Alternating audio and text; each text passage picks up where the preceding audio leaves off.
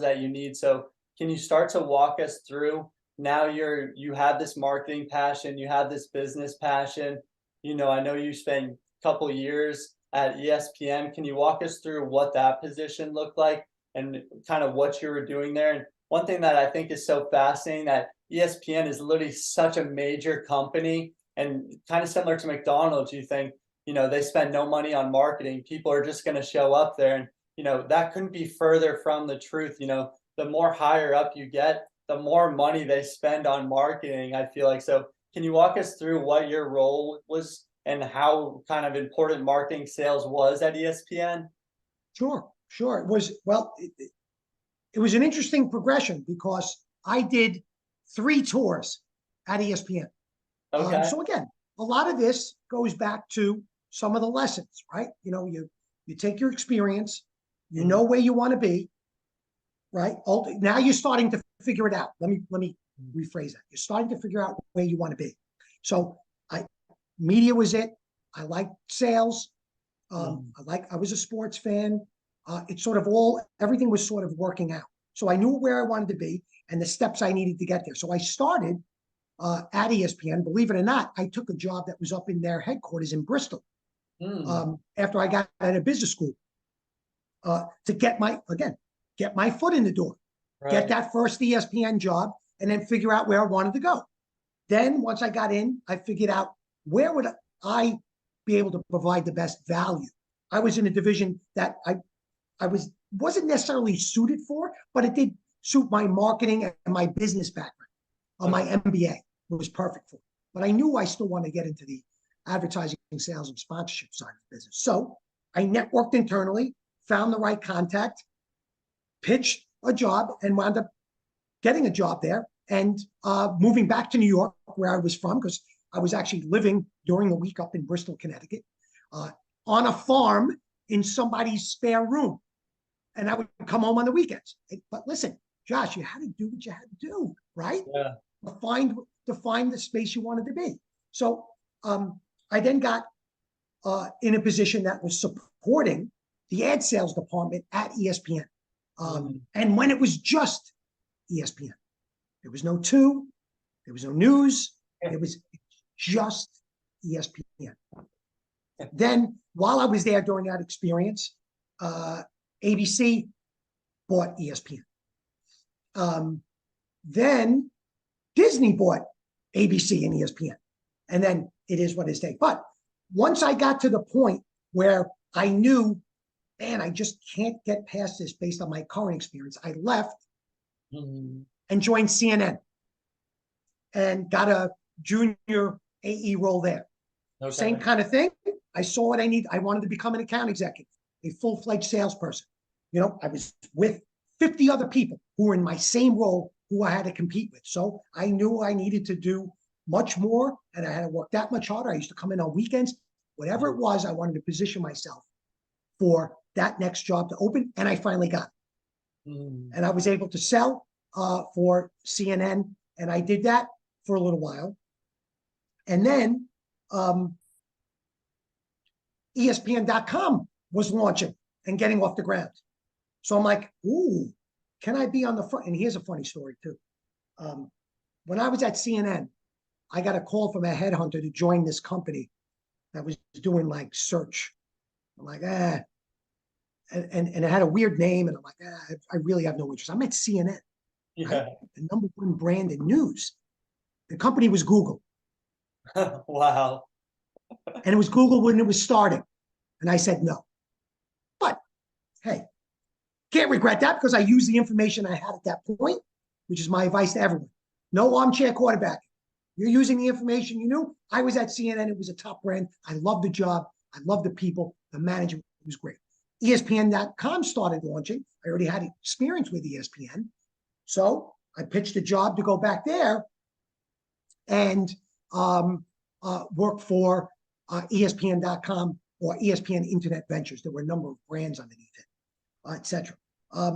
So that was great. I started really understanding what the digital universe was like. I worked with some incredibly smart people who wound up running some of the largest digital organizations in the industry, coming from the organization I was with. Then the dot-com boom was alive and well. There were 40 different pet websites, everything else, as you can imagine. And there was a startup in the sports space that was looking for people. And I said, okay, now let me leverage my sports plus sports digital background to go there. And I wound up getting a sales management job with rivals.com. At that point, it was an independent company. It has since been bought by Fox and Yahoo and now exists, I think, in the Fox umbrella somewhere, if I'm not mistaken. But at that point, that company was 8 to 10 years ahead of its time. It was using user-generated content at the team level and then putting it all together to aggregate an audience and to sell advertising against that, which pretty much is what sports media is all about right now. Team-specific content generated at a local level, aggregated up to sell affinity. But we were just so far ahead of our time. But that job wound up not going the way I wanted, and I wound up parlaying that experience back into a job at ESPN for my third time, and that's when I stayed there for another, all in was about 20 years, all in, but that stretch there was for probably another, I guess, 15 years.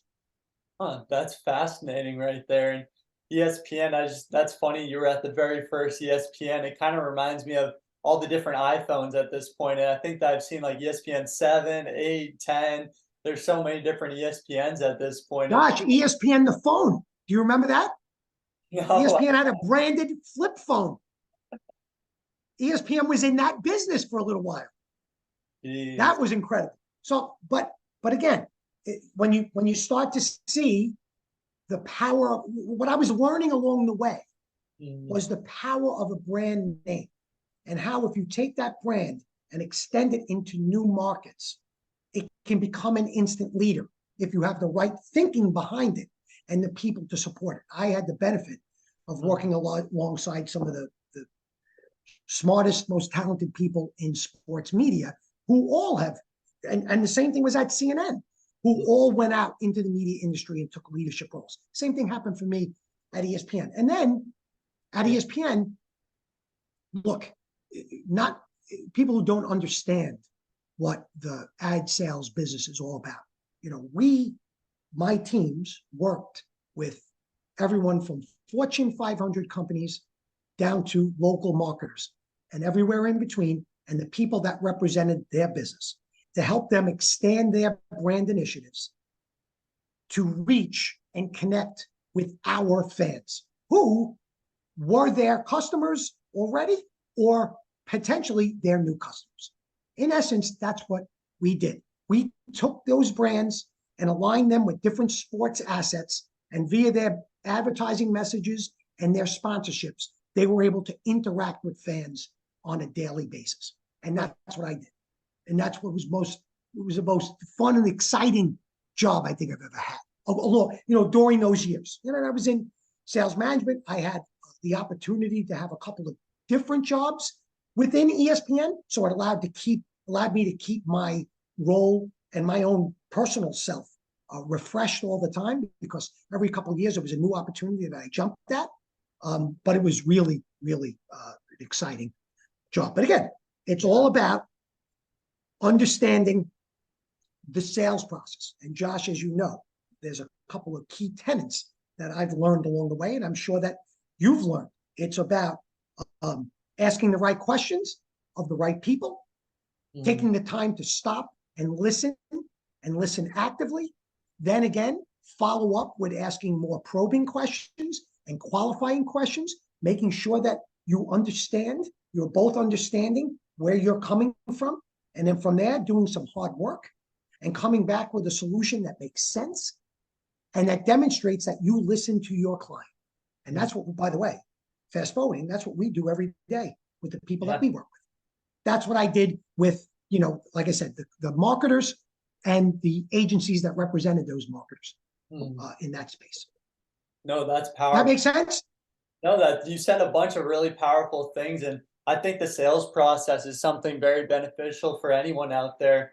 as we were kind of talking about earlier, the marketing, the sales, these are some of the skills where if you can develop these, you can be powerful in literally any field. So I think that's very powerful there. Just the marketing, the sales, you develop these skills, you can kind of build them in other departments. And I just think it's interesting going back to ESPN and kind of the similarities to franchising, how you kind of drew that gap over the franchising, just the power of brand recognition. And we were kind of joking, ESPN, they have so many different versions, and similar to franchising, having those systems in place where you can replicate a business in all these different markets. So I'm just kind of curious, as you were in ESPN for literally 2 decades, it really sounds like you enjoyed your experience